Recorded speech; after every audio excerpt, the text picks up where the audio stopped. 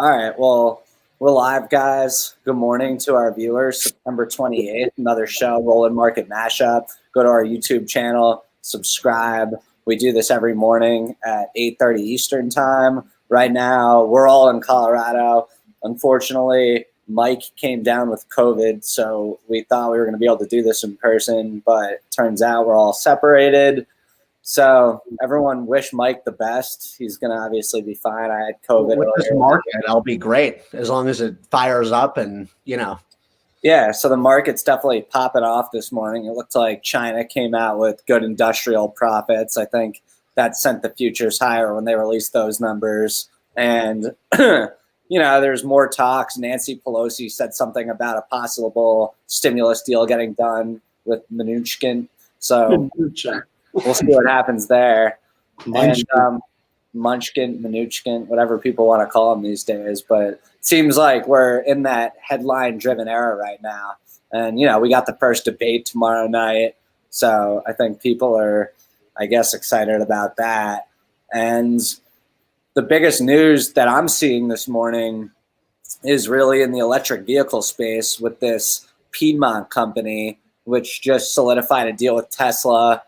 They're going to supply them some sort of ingredient for what they do, spodumene concentrate, whatever that means. Either way, the company's up 225% on the news. And then because of that, all these other electric vehicle companies are up on the news too. Tesla, obviously up on the news. Workhorse, which had a massive day on Friday, continues to be up. Dad, before the show started, we were talking about Plug. They got an upgrade from Morgan Stanley this morning to $14, I believe. They're trading up this morning. They're at about $12.40 right now. And then Uber, they just got reinstated in London, so they're popping on that news. They're up about $1.50 right now. They bought some more of that on Friday. Nice. Yeah. And all around, the market is very green this morning. I also saw, and I know we don't talk about this much, but the Indian banks got a pop too on hopes that the government's going to kind of come in with more rescue relief packages there. And when I pull up my watch list right now, everything's green. And yeah, Bob, I'll kick it to you. What are your thoughts this morning? Well, the dollar is down 0.5%, which again has been one of the main reasons that the market, I think, has come off recently, was the strength. So that goes in line with the move today. And I think that everybody was surprised that Trump paid $750 in taxes one year, $750 more than the market expected. And no wonder we're up today. More revenue. That is a good point. That came in as a huge shocker on the upside. Yeah, $750 in taxes. I think he went like 6 years without paying any taxes. I just don't see why anybody really cares. I don't think anyone really cares, but it's a talking point on Facebook for the Trump haters. And, it's just another. I think it allows, you're going to have way more accounting majors now. Trump, no one's ever been so interested in taxes. But the futures, I noticed, nice move so far. I think the upside is 33.50 and then 3,400. Downside about 32.95 to 3,300 short term. I like those levels. And yeah, Friday we obviously had that big relief rally after the last 4 weeks in the market have been down every week. So it wouldn't be a shocker to see some sort of rally, even if we're not done with the volatility. And that's my question for you guys is, do you think we've seen the lows in, over the next 3 months?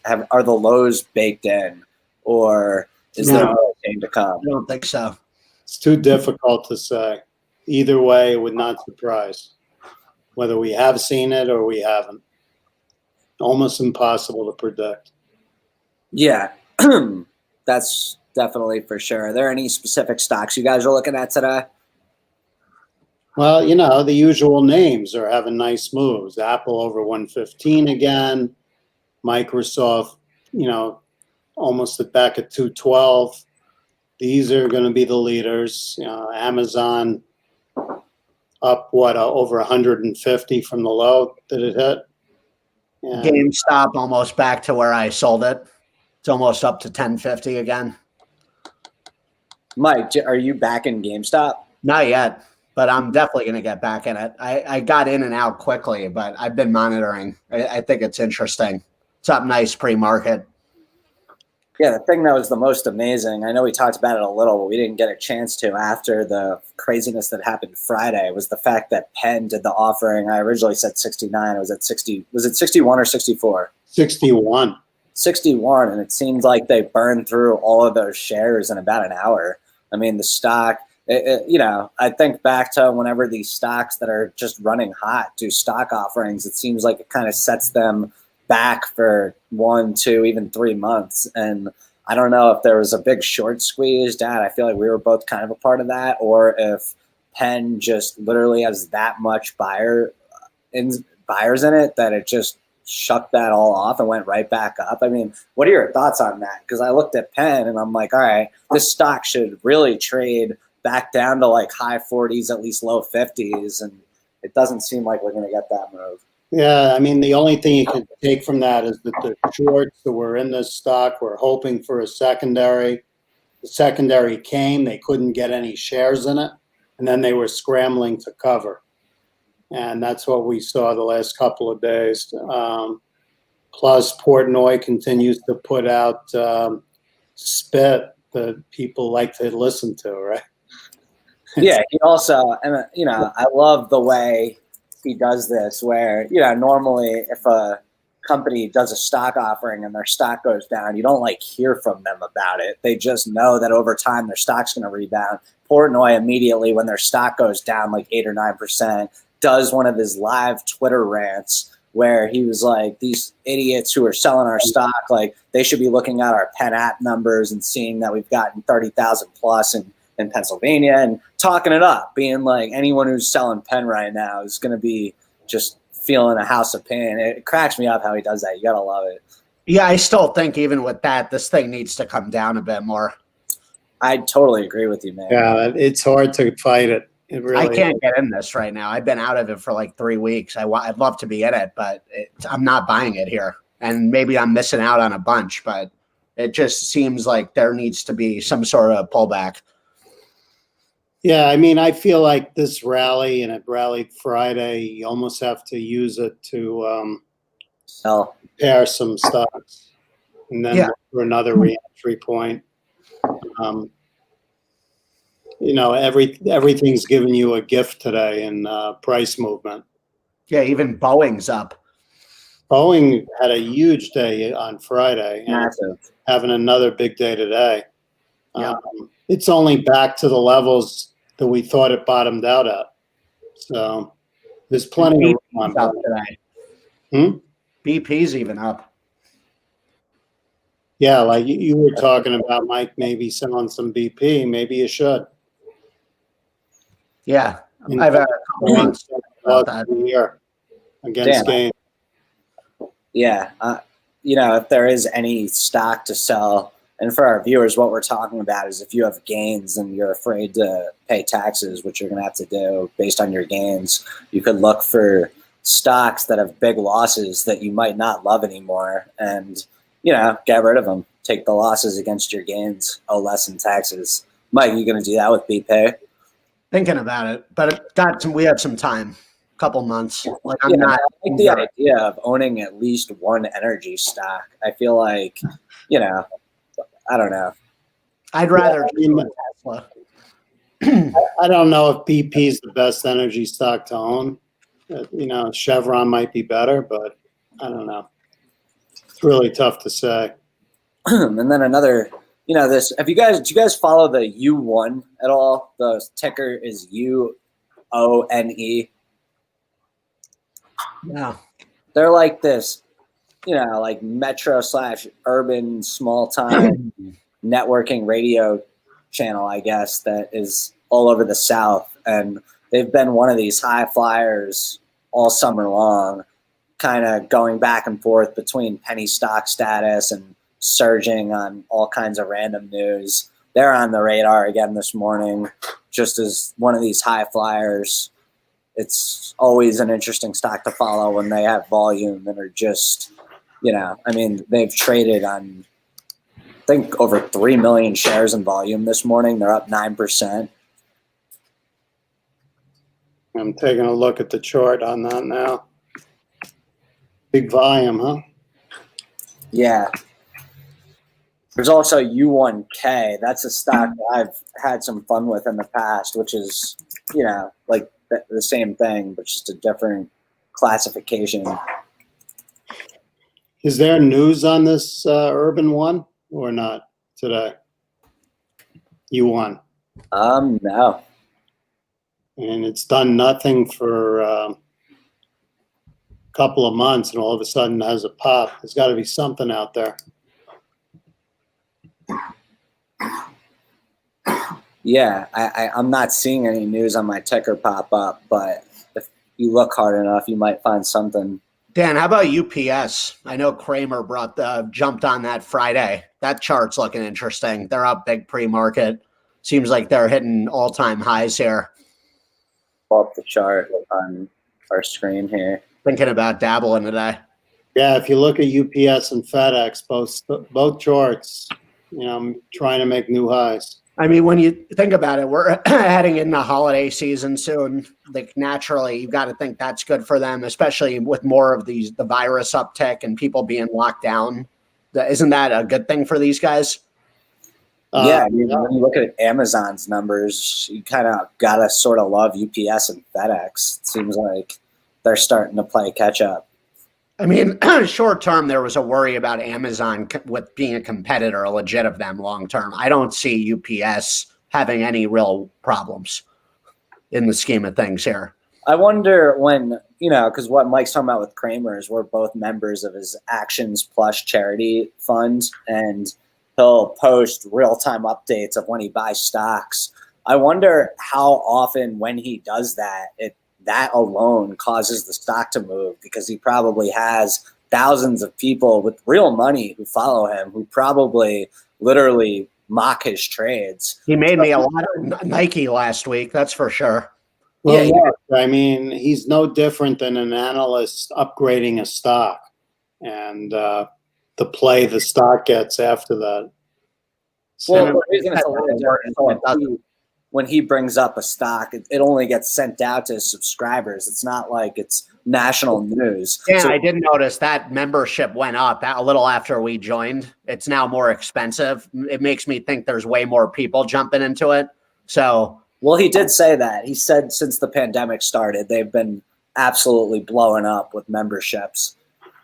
Yeah, he probably has Portnoy to thank for that. Probably.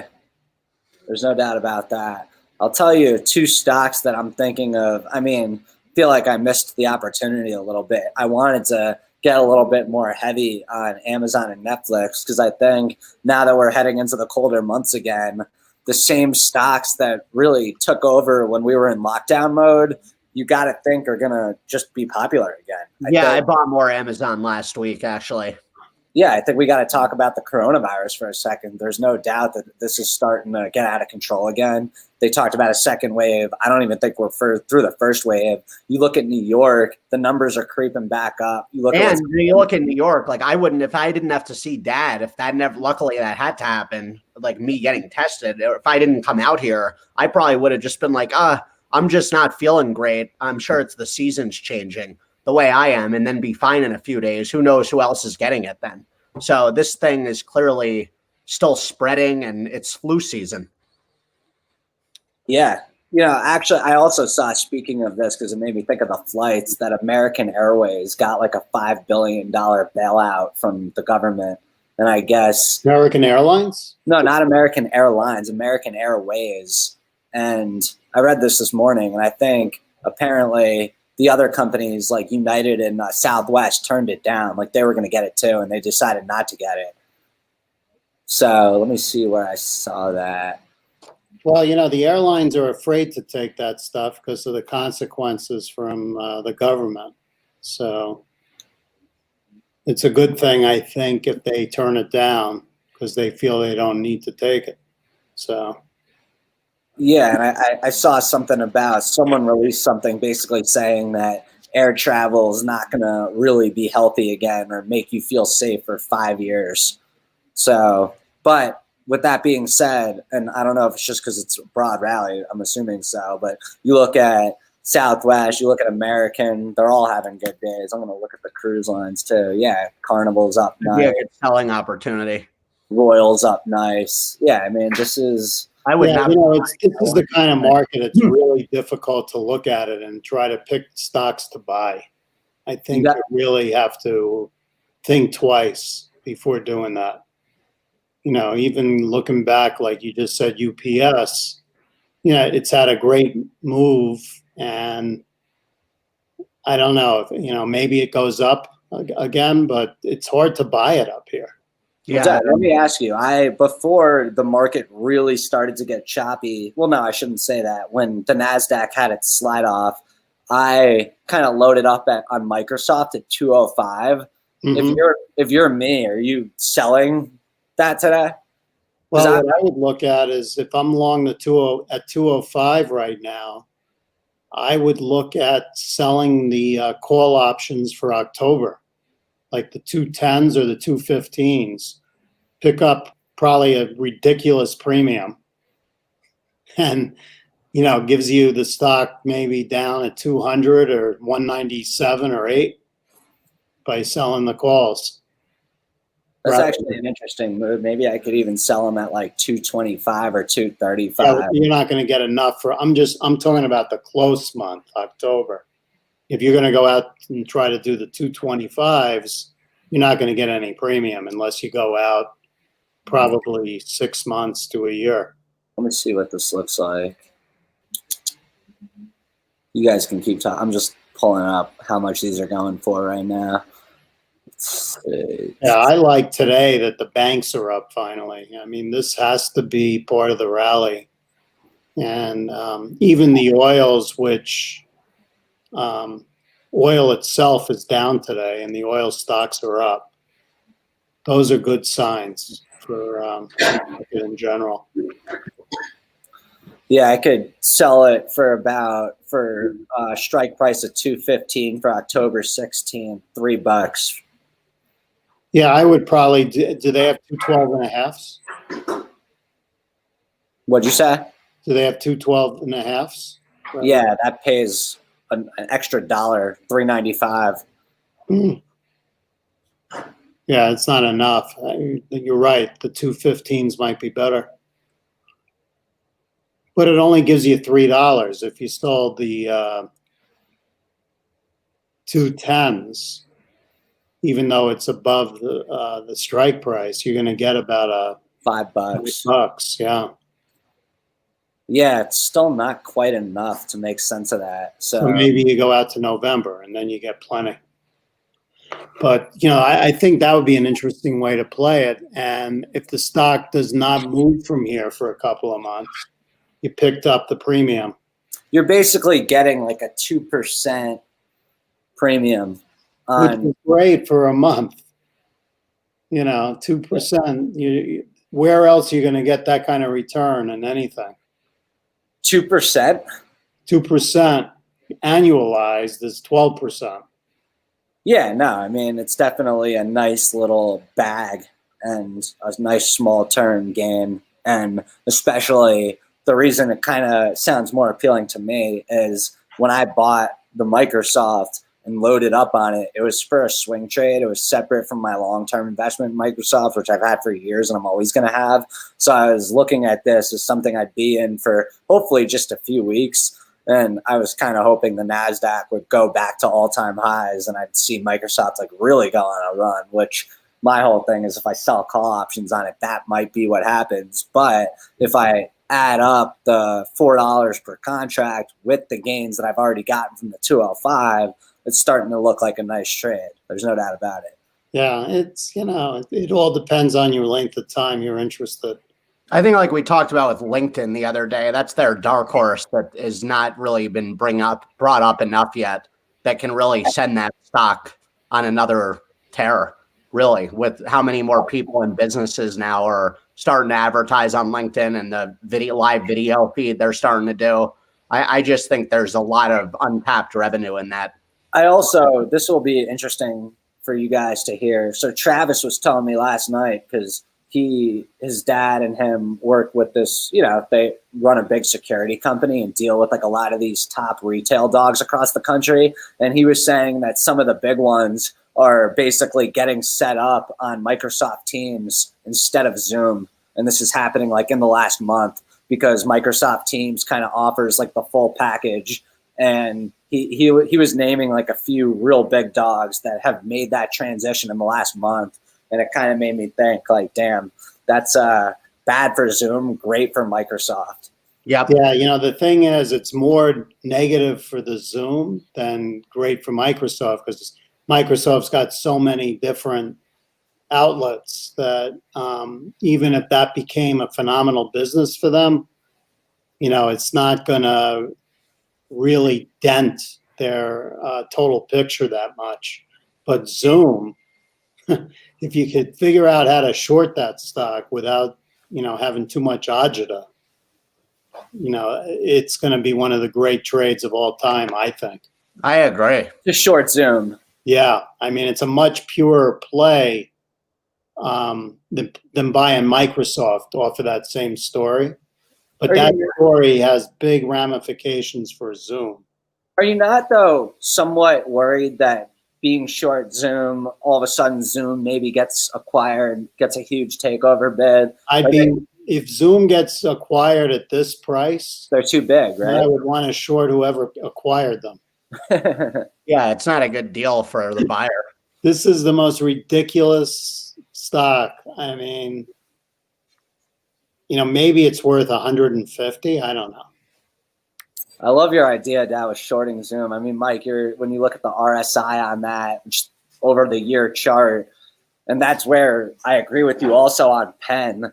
These stocks are just in no man's land as far as overbought territory. Yeah. Don't get me wrong, that could stay for a really long time. But I think the fundamentals on Penn are better than Zoom if you're looking just at the prices, and the valuations. Yeah, well, Penn, I was also thinking this weekend, it wouldn't shock me. Why wouldn't Las Vegas Sands want to buy a Penn? Yeah, the only reason those companies wouldn't buy these is they've got they're basically putting out fires. Las Vegas Sands, when they depend on Macau more than Las Vegas or what's going on here, and they're a long way from making money at this point. Well, maybe that's part of why, though, like Dan's highlighting there, that could be a good move. Maybe they shouldn't be so dependent on Macau. Yeah, but I think of Penn, and I still say to myself, they have a bunch of casinos all over the country. They got racetracks. These are not good things for them during COVID. They're losing a ton of money on all of it. Yeah. Apparently, Penn's going to be kind of underwater with profits for years to come. That's why I thought DraftKings would be a better pure play for someone to make a move on, or, one of the other sportsbook type names. That PN, whatever you brought up the other day, the Flutter one, Flutter Entertainment. Yeah, that's FanDuel. And, we talked about Friday how the company Dad brought up, literally. William Hill. Yeah, William Hill. They got the takeover bid from Caesars, which, by the way, announced this morning that they're going to do a stock offering, which they didn't announce the amount yet, but they're going to do a stock offering to raise the money for that deal. Yeah, but William Hill is down today. I guess the price wasn't as good as people thought it would be. Yeah, how much are they down? Because they were up huge on Friday. Like $1.50. Gotcha. Dan, pull up for our viewers the Mr. Wonderful's MMEDF. I've been big holder there. That stock really soared on Friday. Yeah, I mean, this stock seems like it's been soaring a lot, unless there's been major down days you don't talk about. No, there really haven't. Oh, yeah. Look at this chart. Yeah, I mean, this is a penny stock. And Mike, I mean, do you want to remind our viewers what it is? They are basically investing in the future of mental health, helping people with substance abuse, PTSD. The psychedelic research has been next level. Kevin O'Leary has a lot of money behind them. there was some talk about something with the NASDAQ listing last week that I think got everyone excited.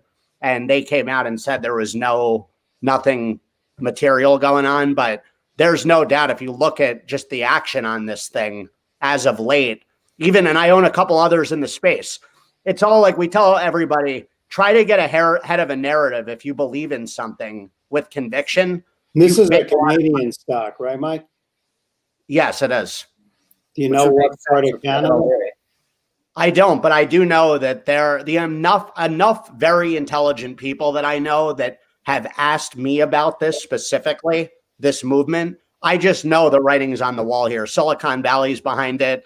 And this, I find it hard to believe this is not going to be one of the winners.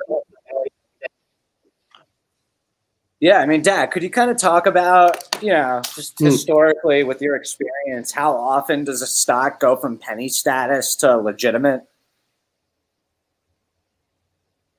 Probably, I don't know what the statistics are, but I would guess that it's probably 1 out of 1,000. I love it. So what's normally the fate of these companies? They just stay penny status? Yeah, they'll hang out and trade for years at, the same 5 to 10 cent range or whatever. I mean, when can this be put into a different category here when it gets to what? $1, $2? Yeah, it depends on what the total capitalization is of the company. It's not so much the price. We've talked about that before. A lot of companies that want to legitimize themselves will do a reverse split to not be a penny stock anymore. But, I don't know what the story is with this. I don't know how many shares are outstanding or, another stock while you're looking at that to take a look at this morning that Travis just brought to my attention that's flying on a few upgrades is Virgin Galactic. This is a fun stock. I saw that earlier that the Canadians will be all over that one too. They will. Yeah. This is a stock that I should trade more often because it's got great volatility and it's similar to NIO. I love scalping in and out of NIO when I do trading, and Space gives you that same thing where you could look for 15 to 20 cent moves very, very quick and frequently. It's interesting. It's right at the level where it should stop going up, 1875-ish. If you look at the chart, you'll see it hit that level a couple of times in the last few months, and then came off. So that's the key level. If you can get through here, maybe it makes a move to 21, 20, and 1.5. God, I forgot when the stock got above 40. That was crazy. Yeah. Yeah, I still think this is one of the more speculative plays you can make. Dad, before we wrap this up, have you ever done anything with trading futures? Yeah, I have. I played soybeans for a long time. What about just the futures in general with like the NASDAQ, the S&P, those futures? Yeah, I played the S&P futures when I was day trading at home rather than play stocks. That's what you would do when you did the home day trading? You would just do S&P futures, not stocks? Yeah, it was more interesting. I got to hear more about that from you off of this show because I'm curious how that works. Seems like it's really no different. It was just so there was so much volume, and back then the stocks didn't have the same kind of liquidity, so it was better for day trading. Now you have so many avenues that give you the same volume. Gotcha. Well, let's wrap this up, guys. I will hopefully see you later, Dad and Mike. Yeah, take some profits, everybody. Definitely. Good selling day.